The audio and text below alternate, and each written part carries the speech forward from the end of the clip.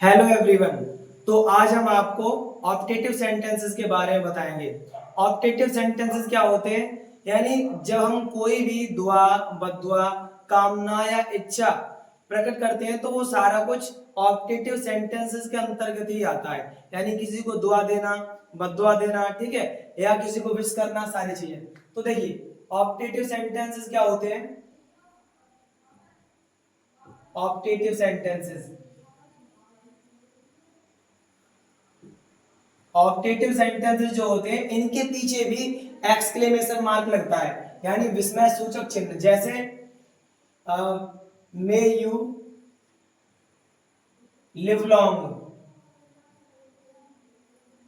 May you live long. अब यहां पर पीछे हमने एक्सक्लेमेशन मार्क लगाया है, मे यू लिव लॉन्ग। ठीक है, तो ये भी मतलब दूसरे को विश करने के लिए, यानी दूसरे को दुआ देने के लिए आ रहा है। ठीक है, जैसे may you go to hell, may you go to hell. अब ये यहां पर ये कर्ज है, यानी किसी को बद्दुआ देना, ये भी ऑप्टेटिव सेंटेंसेस के अंतर्गत आता है। और जैसे may God bless you, may God bless you. और जैसे आपने कभी रेलगाड़ी या किसी की भी टिकट पे आपने लिखा देखा होगा कि जैसे wish you a happy journey, wish you, किसी को विश करने के लिए भी इसी के अंतर्गत ही सेंटेंसेस आते हैं। Wish you a happy journey, a happy journey, wish you a happy journey. आपकी यात्रा सुखद हो या आपकी यात्रा मंगलमय हो। तो ये ज्यादातर ट्रेन के टिकट पे लिखा देखा है मैंने, शायद बस के टिकट पे भी हो, वो चीज अलग है।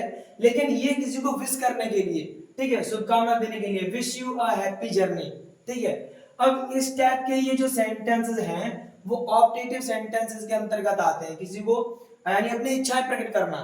ठीक है, ये इसमें आता है। इसके बाद ऑप्टेटिव सेंटेंसेस का एक और ज्यादा इफेक्टिव जो टाइप है वो है काश वाले वाक्य। और ज्यादातर क्वेश्चन काश वाले वाक्यों से ही पूछे जाते हैं, और जो ज्यादातर मोस्टली जो स्टूडेंट होते हैं उनको कंफ्यूजन भी जो है काश वाले वाक्यों में ही होती है। तो चलिए काश वाले वाक्यों को भी एक इजी मेथड में समझते हैं। जैसे काश, अब काश बोल दो या कितना अच्छा होता, बात वही है। काश या कितना अच्छा होता, कितना अच्छा होता। ठीक है, ये बात वही है, काश या कितना अच्छा होता। तो इसका एक फॉर्मूला होता है, इसका फॉर्मूला क्या होता है? Would that plus subject plus verb और प्लस जो भी है आगे। ठीक है, अब यहां पर आप जो है कंफ्यूजन ये पैदा करोगे कि वुड दैट प्लस सब्जेक्ट और वर्ब। अभी मान लीजिए सब्जेक्ट जो सिंगुलर नंबर में आ गया, फिर यहां पर क्यों लगाएंगे? नहीं, फिर भी यहां वर ही लगाया जाएगा, क्योंकि यहां पर जो वर है वो इमेजिनेशन के लिए है। जैसे आपको अभी एग्जांपल देके समझाते हैं। जैसे एग्जांपल है, काश मैं राजा होता, मैं एक राजा होता। काश मैं एक राजा होता। अब यहां पर इमेजिनेशन ही तो है, कोई रियलिटी नहीं है कि वो राजा ही है। काश मैं एक राजा होता है नहीं। ठीक है, तो इसलिए इमेजिनेशन की वजह से यहां पर वर लगाया जाता है। काश मैं कितना अच्छा होता, बात वही है। ठीक है, तो काश मैं एक राजा होता, इसको कैसे बनाएंगे? इसको बनाएंगे would that I were, would that I were a king, would that I were a king.